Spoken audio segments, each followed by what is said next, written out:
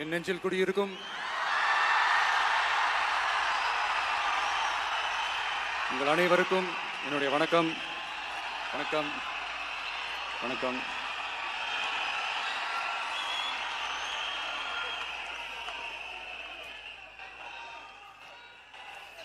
என்ன சொல்றது, எப்படி ஆரம்பிக்கிறதுன்னு தெரியல.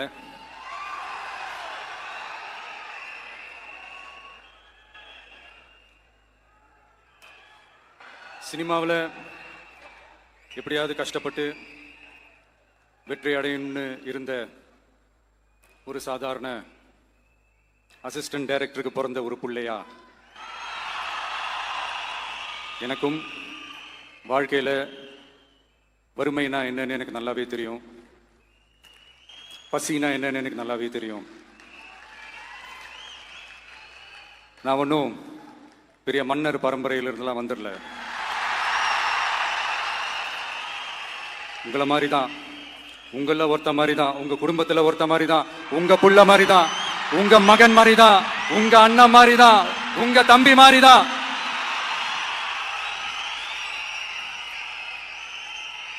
அப்படிதான் நான் உணர்றேன். நீங்களும் என்ன அப்படி நினைச்சதுனால தான் சினிமாவில் எனக்கு ஒரு மிகப்பெரிய ஒரு இடத்த ஒன்று கொடுத்தீங்க. அதையெல்லாம் விட்டுட்டு உங்களுக்காக நன்றி கடன் செலுத்துறதுக்காக அரசியலுக்கு வந்த உங்க விஜய, இந்த விஜய, நீ வா விஜய், நாங்களா இருக்கோம், பாத்துக்கிறோம். விஜய் தம்பி நீ வா, நாங்க இருக்கோம். விஜய் தம்பி நீ வா, நாங்க இருக்கோம். அண்ணா நீ வாடா, நாங்களா இருக்கோம். நண்பா நீ வா நண்பா, நாங்களா இருக்கோம் சொல்லி அவ்வளவு அன்பா, அவ்வளவு உறவா என்ன ஏத்துக்கிட்டீங்க. இந்த நேரத்தில் இதை நான் சொல்லணும். இந்த டிராவல்ல, இந்த ப்ராசஸ்ல எனக்கு எவ்வளவோ கஷ்டங்கள், எனக்கு எவ்வளவோ இந்த அவமானப்படுத்தினதெல்லாம் ஒரு பக்கம் இருந்தாலும், எனக்காக கூட நின்ன உங்களுக்கும் அதே மாதிரி கஷ்டங்கள், அதே மாதிரி அவமானங்கள், அதையெல்லாம் நீங்க பெருசா எடுத்துக்காம, அதையெல்லாம் நீங்க பொருட்டாவே எடுத்துக்காம, என்னோட வலிகளை, என்னோட வேதனைகளை உங்களோட தான் நினைச்சு என் கூடவே நின்னு இன்னைக்கு சி ஜோசப் விஜய் எனும் நான்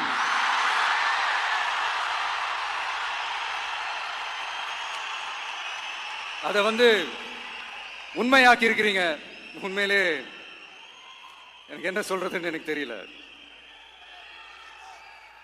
என்னுடைய உறவுகளே, என்னுடைய சொந்தங்களே, நான் ஒன்றும் தேவ தூதன்லாம் கிடையாது. நானும் ஒரு இயல்பான ஒரு வாழ்க்கை வாழ்ற ஒரு சாதாரணமான மனுஷன்தான். நான் முன்னாடியே சொன்ன மாதிரி அது செய்வேன் இது செய்வேன்னு பொய்யான வாக்குறுதிகள்லாம் கொடுத்தவங்கள நான் ஏமாத்த மாட்டேன். எது சாத்தியமோ அது மட்டும்தான் நான் செய்வேன். இம்மிடியட்டா உங்க மனசுல ஒரு கேள்வி ஒண்ணு வரலாம், அப்ப சாத்தியம் இல்லாததை செய்ய மாட்டாங்களா, செய்ய முடியாதா அப்படின்ற ஒரு கேள்வி ஒண்ணு வரலாம். இத்தனை கோடி மக்கள் என் கூட இருக்கும் போது எது வந்தாலும் பாத்துக்கலாம், என்ன வந்தாலும் பாத்துக்கலாம் அப்படின்ற அந்த கான்பிடன்ஸ் என் மனசுல இருக்கு. இன்னொரு விஷயமும் நான் இங்க சொல்லணும்.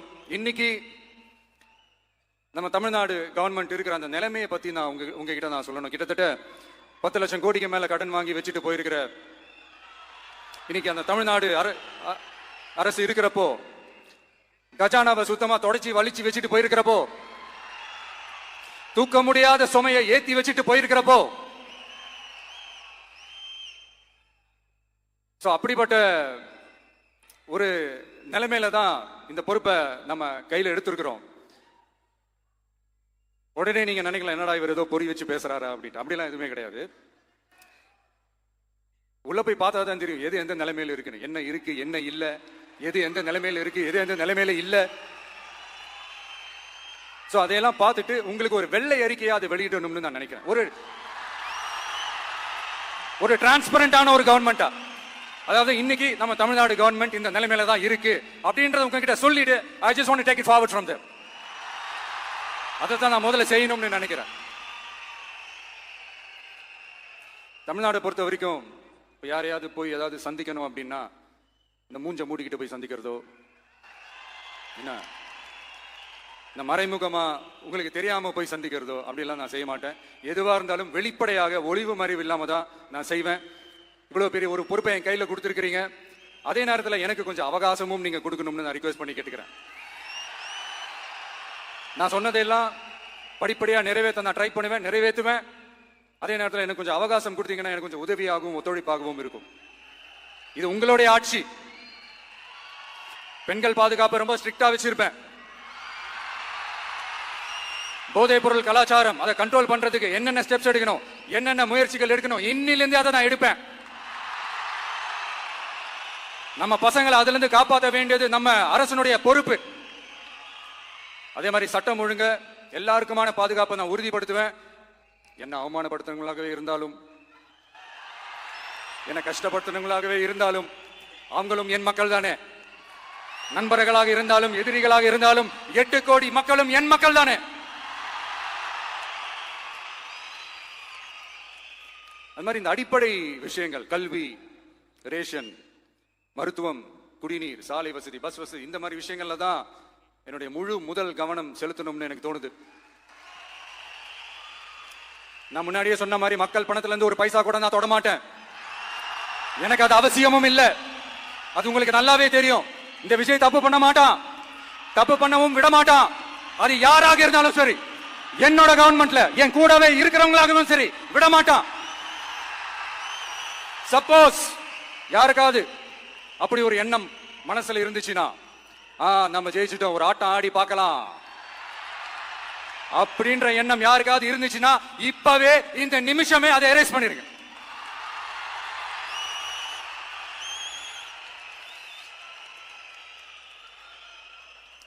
இங்க ஒரே சென்டர் தான், என் தலைமையில் உண்டான சென்டர். இந்த பக்கம் ஒரு சென்டர், இந்த பக்கம் ஒரு பவர் சென்டர், அங்க ஒரு பவர் சென்டர், அதெல்லாம் கிடையவே கிடையாது. இப்பவே சொல்லிடுறேன். பெண்கள், இளைஞர்கள், விவசாயிகள், அரசு ஊழியர்கள், ஆசிரியர்கள், உழைக்கிற மக்கள், மீனவர்கள் எல்லாருமே நம்ம டிவிக்கு அரசுல நல்லா இருப்போம், நல்லா இருப்போம், நல்லா இருப்போம். பிறப்புக்கும் எல்லா உயிருக்கும் அப்படின்றத நம்ம சமரசம் இல்லாத அடிப்படை கோட்பாடு. சிறுபான்மை சகோதரர்களே, உங்களுக்காக நம்ம டிவிக்கு அரசு கூடவே நிற்கும். உங்களுக்கு அதுல எந்த விதமான சந்தேகமும் வேணாம். இந்து முஸ்லிம் கிறிஸ்தவர்களுக்கான முகம் தான் இந்த விஜயனுடைய முகம். அதுல 100% நீங்க இந்த விஜய் நம்பலாம். இப்படி ஒரு சூழலை ஏற்படுத்தி கொடுத்த தமிழ்நாட்டு மக்கள், ஒட்டுமொத்த மக்கள், உங்கள் அனைவருக்கும் இந்த நேரத்தில் என்னுடைய நன்றியை தெரிவிச்சு, இன்னொருத்தவங்களுக்கு முக்கியமா நான் நன்றி சொல்லணும். அது இந்த விஜய் மாமாவோட குட்டி நண்பா நண்பீஸ். அவங்களாலதான் இது நடந்திருக்கு. உங்களுக்கு எப்படி நன்றி கடன் செய்யணும்? உங்களுக்காக உங்க ஃபியூச்சரை மைண்ட்ல வச்சுக்கிட்டு எல்லா நல்ல விஷயங்களையும் உங்களுக்காக இந்த விஜய் மாமா செஞ்சு கொடுப்பான். கான்பிடண்டா இருங்க. அதே மாதிரி இன்னொருத்தவங்களுக்கும் நான் முக்கியமா நன்றி சொல்லணும். உங்களை எப்படி நான் மறப்பேன்? நீங்க தான் என்னோட உயிராச்சு. தமிழக வெற்றி கழக தோழர்களே, உண்மையில சொல்லணும்னா நீங்க இல்லைன்னா எதுவுமே இல்லை. என்னோட கழக தோழர்களுக்கும், கழக நிர்வாகிகளுக்கும், வாக்கு சாவடி முகவர்களுக்கும், மை டியர் வர்ச்சுவல் வாரியர்ஸ், உங்கள் அனைவருக்கும் கோடான கோடி நன்றிகள். வாங்க எல்லாருமா சேர்ந்து ஒரு ஃப்ரெஷ் கவர்னன்ஸ், ஒரு நியூ கவர்னன்ஸ் ஒன்று கொடுப்போம். This is a new beginning, a new era of a real secular social justice starts now.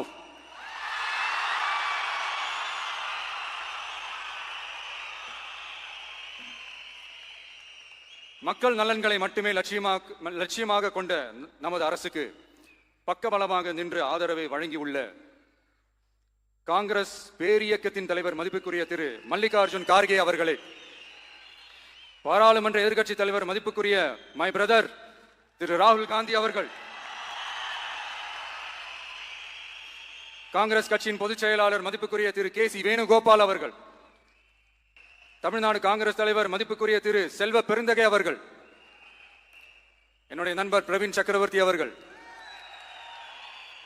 CPIM கட்சியின் தேசிய பொதுச் செயலாளர் மதிப்புக்குரிய தோழர் திரு MA பேபி அவர்கள், மாநில செயலாளர் மதிப்புக்குரிய தோழர் திரு P சண்முகம் அவர்கள், அரசியல் தலைமை குழு உறுப்பினர் மதிப்புக்குரிய தோழர் திரு K பாலகிருஷ்ணன் அவர்கள், பாராளுமன்ற உறுப்பினர் மதிப்புக்குரிய தோழர் திரு சு வெங்கடேசன் அவர்கள், நமது அரசுக்கு ஆதரவு வழங்கியுள்ள விடுதலை சிறுத்தைகள் தலைவர் மதிப்பிற்குரிய அண்ணன் திரு திருமாவளவன் எம்பி அவர்கள், நாடாளுமன்ற உறுப்பினர் மதிப்புக்குரிய திரு ரவிக்குமார் அவர்கள், சட்டமன்ற குழு தலைவர் மதிப்பிற்குரிய திரு வன்னி அரசு அவர்கள், சிபிஐ கட்சியின் தேசிய பொதுச் செயலாளர் மதிப்புக்குரிய தோழர் திரு டி ராஜா அவர்கள், மாநில செயலாளர் மதிப்புக்குரிய தோழர் திரு எம் வீரபாண்டியன் அவர்கள், முன்னாள் தமிழ்நாடு மாநில செயலாளர் மதிப்புக்குரிய தோழர் திரு ரா முத்தரசன் அவர்கள், இந்திய யூனியன் முஸ்லிம் லீக் கட்சியின் தலைவர் மதிப்புக்குரிய டாக்டர் திரு காதர் மொய்தீன் அவர்கள், நாடாளுமன்ற உறுப்பினர் மதிப்புக்குரிய திரு நவாஸ் கனி அவர்கள், உங்க எல்லாரையும் வருக வருக என்று வரவேற்கிறேன். முக்கியமா இந்த மாதிரி நேரத்தில் எனக்காக நீங்க குரல் கொடுத்ததுக்கும் எனக்காக நீங்க சப்போர்ட் பண்ணி கூடவே நின்னதுக்கும் உங்க எல்லாருக்கும் இந்த நேரத்தில் என்னுடைய நன்றியை தெரிவிச்சுக்கிறேன். கான்பிடண்டா இருங்க, நல்லதே நடக்கும், வெற்றி நிச்சயம். மீண்டும் சந்திக்கும் வரை இல்ல மீண்டும் மீண்டும் சந்திப்போம். நன்றி, வணக்கம்.